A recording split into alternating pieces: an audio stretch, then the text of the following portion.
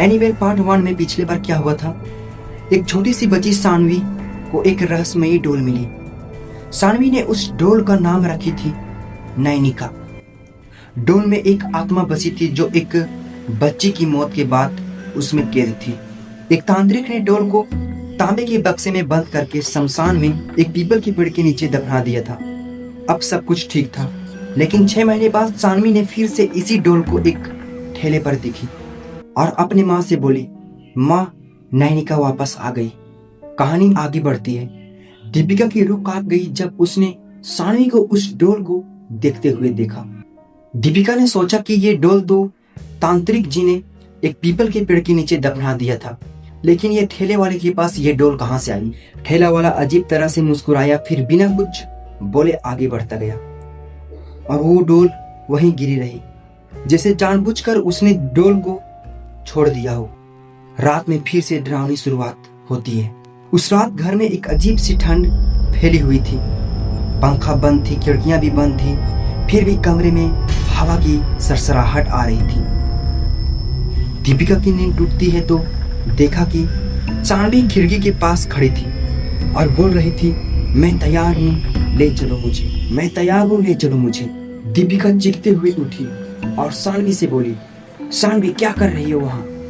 सानवी ने दीपिका को मुड़कर देखी, लेकिन सानवी की आंखें लाल और गहरी थी। अब डोल घर के अंदर आ चुकी है। अगली सुबह घर की दहलीज पर वही डोल पड़ी मिली। धूल से भरी थी, टूटी हुई, लेकिन उसकी आंखें चमक रही थी। राहुल ने उस डोल को एक बोरी में भरकर एक साफ सुथरे मैदान में जाकर उस डोल को जला दिया, लेकिन डोल जली नहीं।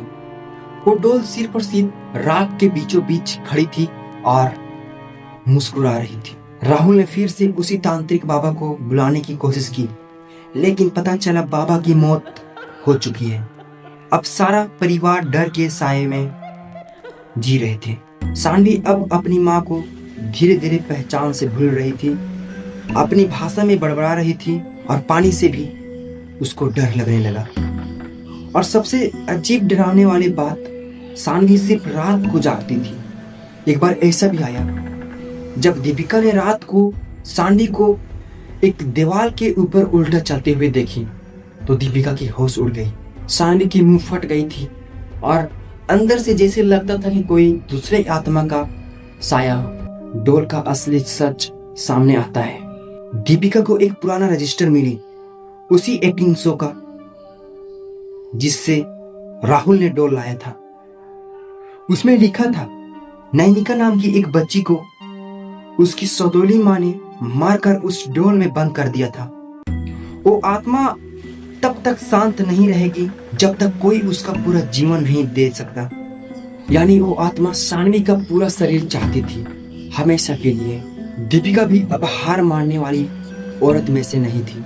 उसने बनारस से एक साध्वी को बुलाया जिसका दावा था कि वो मृतक आत्माओं से भी बात कर सकता है। साध्वी ने डोल और सानवी के पास बैठकर पूजा शुरू की। कमरे में काले धुएं की लहरें उठने लगी। सानवी चिल्लाई, ये मेरी देह है, अब मुझे मत निकालो, ये मेरी देह है, अब मुझे मत निकालो। साध्वी ने अपनी आंखें बंद की और मंत्र पढ़ने लगा, ओम काल रात्रिये नमः, ओम काल रात्रिये नमः। सानवी जमीन पर गिर गई और डोल फटने लगी। एक भयानक औरत की चीख कमरे से गूंजी, जैसे किसी ने उसकी जबान खींच ली हो। डोल अब एक राख का टुकड़ा बन चुकी थी। सानवी धीरे धीरे होश में आई। उसकी आंखें फिर से वैसे ही मासूमियत होने लगी। उसके बाद कुछ हफ्तों बाद ये सब सारा मामला खत्म हो गया और हमारा ये पार्ट 2 भी अब यहाँ पर समाप्त होती है। तो आखिरकार जो वो एनीवेल का डोल थी सो नष्ट हो गई और वो साध्वी था सो हमेशा के लिए चला गया। तो आई होप गाइस आपको ये एनीवेल का दूसरा पार्ट अच्छी लगी होगी। अगर गाइस आपको थोड़ा सा भी अच्छी लगी हो तो प्लीज चैनल को सब्सक्राइब जरूर कर लीजिए एंड इस चैनल पे आपको इसी तरह का हॉन्टेड स्टोरी देखने को मिलेगा। Thank you.